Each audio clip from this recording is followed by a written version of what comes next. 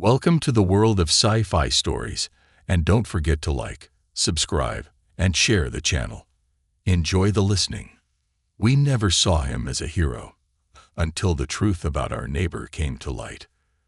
The quiet observer, the morning light of twin suns cast long shadows across Nova Haven's central plaza as Zora hurried toward the community garden. Her translucent skin shimmered with excitement, the teal blue flush of Narian enthusiasm spreading across her cheeks. At 16 cycles old, she was still considered young by both her species standards and those of the diverse alien races that populated the colonial outpost. Nova Haven was one of the few successful mixed-species settlements in the Oran Arm, a testament to cooperation across civilizations. Humans were a minority here, comprising less than 8% of the population, but their influence was disproportionate to their numbers. Their adaptability and resilience had helped them secure positions of respect, if not power, throughout the galaxy. Zara's destination stood at the far edge of the settlement, a modest dwelling surrounded by an impeccably maintained garden of both Earth flora and carefully adapted alien species. The home belonged to Doug Thomas Reed, a human in his late 60s who had lived in Nova Haven for as long as anyone could remember. He was a fixture of the community, yet somehow always at its periphery, present, but never prominent. "Good morning, Dr. Reed," Zora called out, spotting the elderly human kneeling beside a patch of bright orange flowers that resembled myrtle but emitted a seal glow in the shade.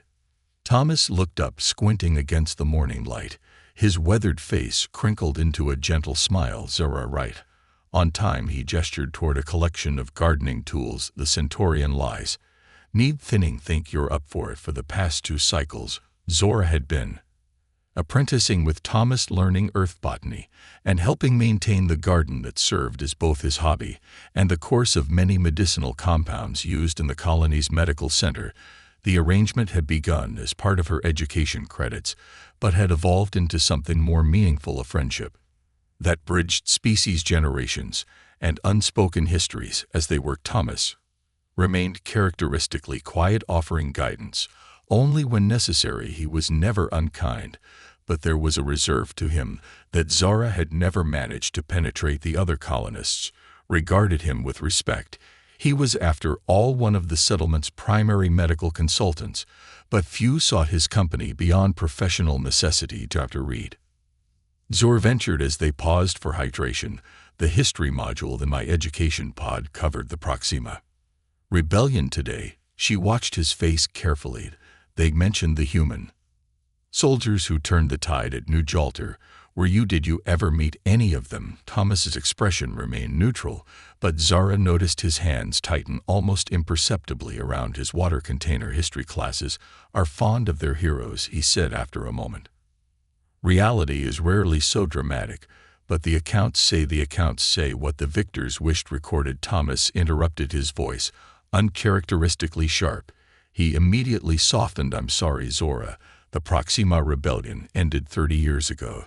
Those who lived through it prefer to look forward." The conversation ended there, but Zora's curiosity only deepened.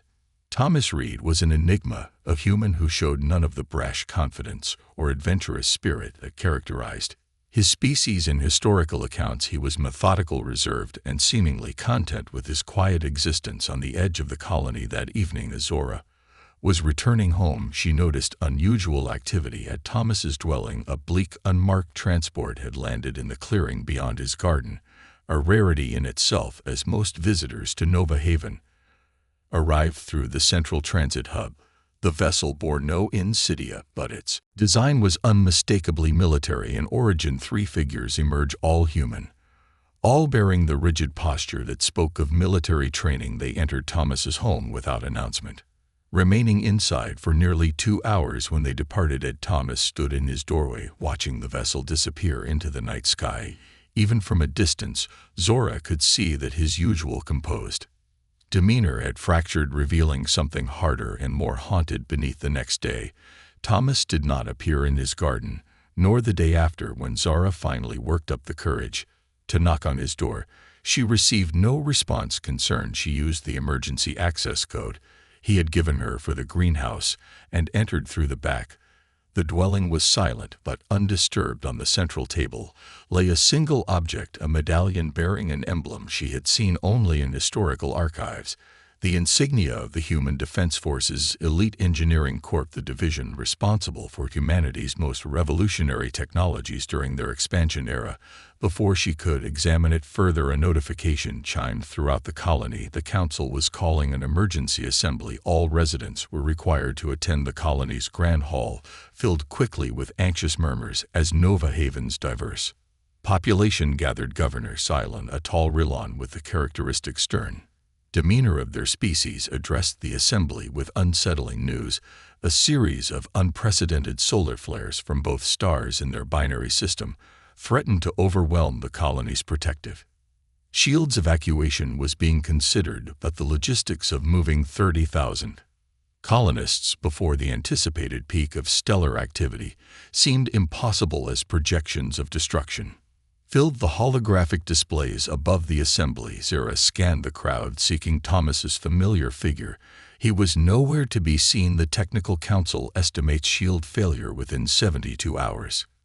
Governor Cylon continued, "We must begin priority evacuations immediately." A rip full of fear swept through the crowd. Nova Haven had been established for nearly 50 years. Most present had never known another home. Evacuation would mean not only displacement, but also the likely permanent dissolution of their unique multispecies community. As the assembly dispersed, conversations filled with panic and speculation. Zura made a decision. If Thomas wasn't at the assembly, perhaps he was at his home.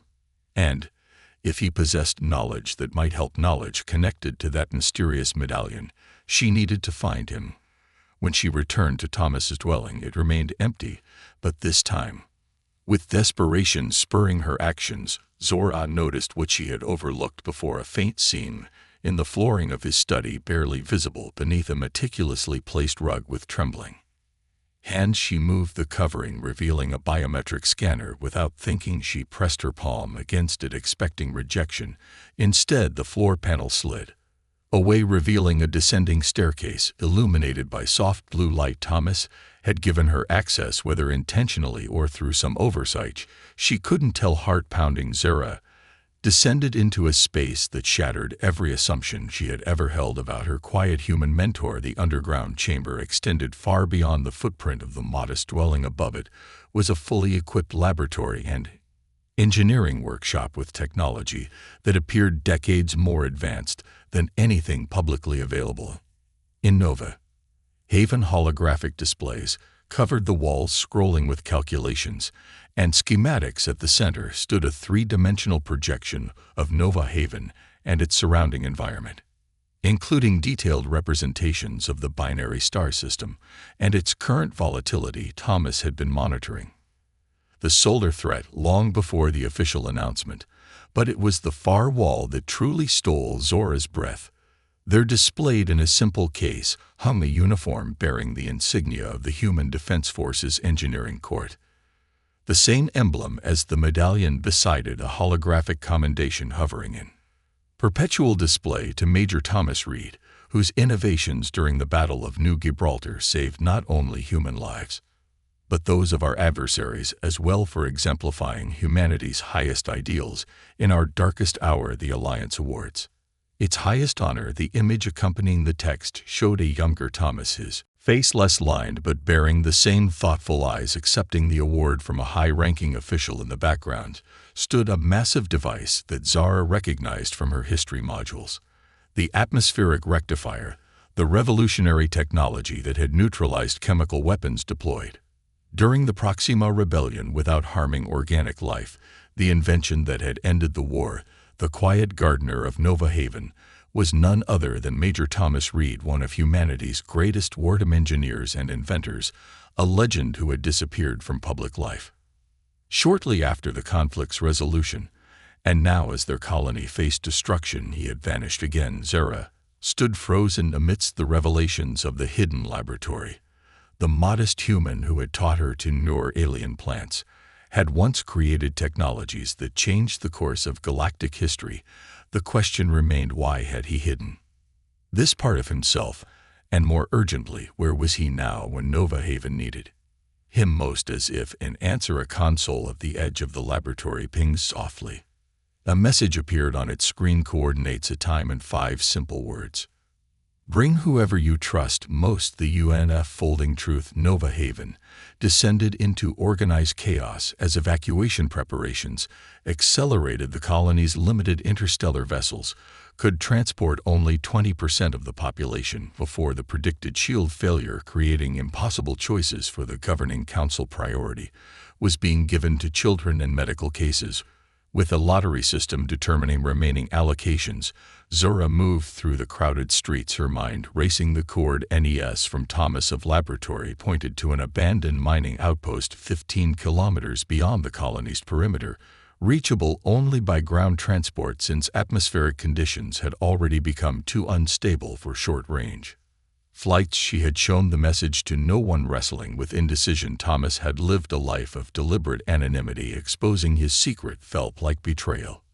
Yet if he possessed knowledge or technology that might help their situation, keeping silent could condemn thousands. Zora, the voice cut through her thoughts. Nexon, her closest friend since childhood, navigated through the crowd toward her. The young Martyrian, normally iridescent scales, had dulled with stress, a physiological response of his species to emotional distress. My family received evacuation assignment. Transport leaves tomorrow. His multifaceted eyes studied her. Your family, no assignment yet. Zora admitted the unspoken reality hung between them. As Narian, with no special skills deemed critical to colonial survival, her family ranked low on the evacuation priority list. Nexon lowered his voice. There are rumors of independent ships offering transport for a price we couldn't afford it. Zora replied automatically, then hesitated. The weight of Thomas's message pressed against her conscience. Nexon, can you keep a secret? Something important, something that might help everyone. The mining outpost proved difficult to reach. Solar interference disrupted navigation systems, forcing them to abandon the community transport vehicle halfway and continue on foot across increasingly unstable terrain. By the time they reached the coordinates, both were exhausted and questioning their decision. The facility appeared abandoned, its entrance partially collapsed from years of neglect. Yet as they approached, subtle signs of recent activity became evident. Cleared pathways, newly installed security measures disguised as deterioration. This is madness, Nexen whispered. What could Dari possibly have hidden out here? Before Zara could respond, a section of what appeared to be solid rock slid aside, revealing a reinforced entrance. Thomas stood within, looking significantly different from the general gardener. They knew he wore a utilitarian jumpsuit bearing no insignia, but designed for technical work. His posture had changed, more upright, commanding the stance of someone accustomed to authority. You brought Nexon? It wasn't a question. Thomas nodded, as if confirming something to himself. Good, we need an Arturian perspective. Come inside, both of you. The interior of the facility belled, its dilapidated exterior. Thomas had converted the abandoned mine into a sophisticated laboratory that dwarfed even the hidden workspace beneath his home. Massive energy conduits lined the walls, feeding into equipment. Zara couldn't begin to identify. A dozen holographic workstations displayed simulations of Nova Haven's shield systems, the binary stars activity, and what appeared to be alternative defense configurations. You're not just a doctor, Nexon stated, LLY, his scales rippling with agitation. I am a doctor, Thomas replied, of applied physics and mechanical engineering. The medical knowledge came later, a necessity. During the war, he gestured toward the central platform, where a detailed hologram of Nova Haven rotated slowly. I've been monitoring the stellar activity for months. The official predictions are optimistic. We have less than 48 hours before complete shield failure, not 72. You knew this was coming. Why didn't you warn anyone? Zora demanded, her earlier reverence for his hidden identity giving way to anger. Thomas's expression tightened. I tried 3 months ago. I presented my findings to the council. They dismissed them as alarmist. The calculations of an elderly human whose understanding of our binary system was deemed limited. The bitterness in his voice revealed old wounds. Humanity's contributions to galactic science have always been viewed with skepticism since the Accords. The technology limitation accords Nexon.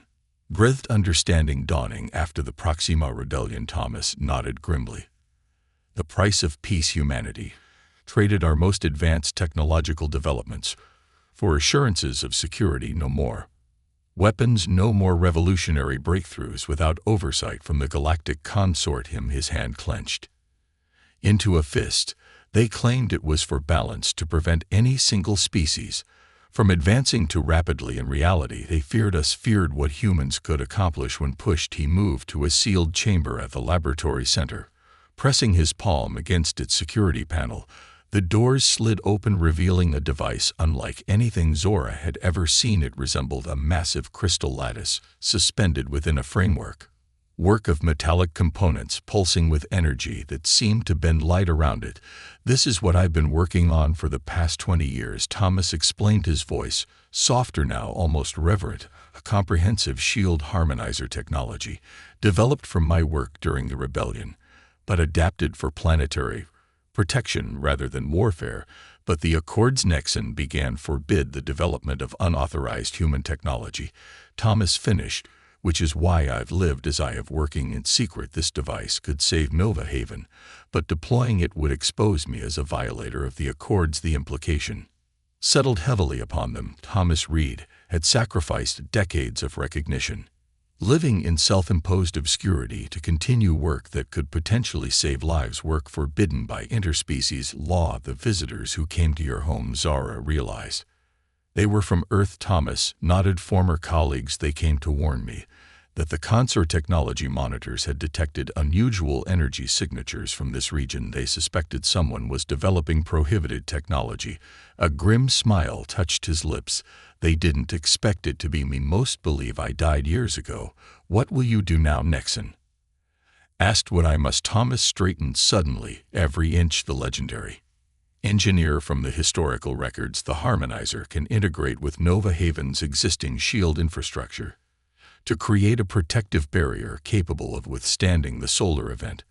But I need help to deploy it without alerting consortium authorities. Prematurely he turned to them, both his expression grave. "I'm asking you to make a choice. Help me save Nova Haven in violation of the Accords, or respect interstellar law and accept the evacuation as planned." He paused, then added quietly, "Whatever you decide, you must understand the risk. The consortium doesn't look kindly on those who assist in prohibited technological developments." Zara and Nexon exchanged glances. The choice before them was momentous. Aid a legendary human engineer in breaking interstellar law to potentially save their entire colony, or uphold the regulations that had maintained an uneasy peace between species for decades. "I have to know," Zara said finally. "Why hide who you are all these years? You could have been honored, respected." "I was respected for the wrong reasons," Thomas interrupted, a shadow crossing his face. "During the rebellion, I was celebrated for creating technologies that saved lives, yes, but also for weapons that took them. After the peace, I wanted something different." He gestured toward the magnificent device humming before them. "This is my atonement, creating something that protects without harm." As they stood in the hidden laboratory, the ground beneath them trembled, a reminder of the increasing instability caused by the solar activity. Time was running short, and choices had to be made. Outside, Nova Haven continued its frantic evacuation preparations, unaware that their salvation might lie not in escape, but in the hands of a quiet human gardener who had lived among them unremarked for decades, a hero who had never stopped fighting to protect others, even when the greatest threat came not from external forces, but from the peace he had helped create. When legends rise, the journey back to Nova Haven proved far more treacherous than their outbound trek. Solar flares had intensified, creating electromagnetic disturbances that rendered communication devices useless and caused gravitational anomalies across the landscape. The colony's distant shield dome flickered visibly, pulses of failure that grew more frequent with each passing hour. Thomas led them through shortcuts and hidden passages that spoke of intimate knowledge gained through years of solitary exploration. He moved with purpose now, his earlier careful anonymity abandoned in the face of urgency. The transformation was remarkable. The unassuming gardener had become a commanding presence, his decisions swift and certain their makeshift convoy consisted of 3 heavy-duty transport vehicles hastily repurposed from the mining facility each.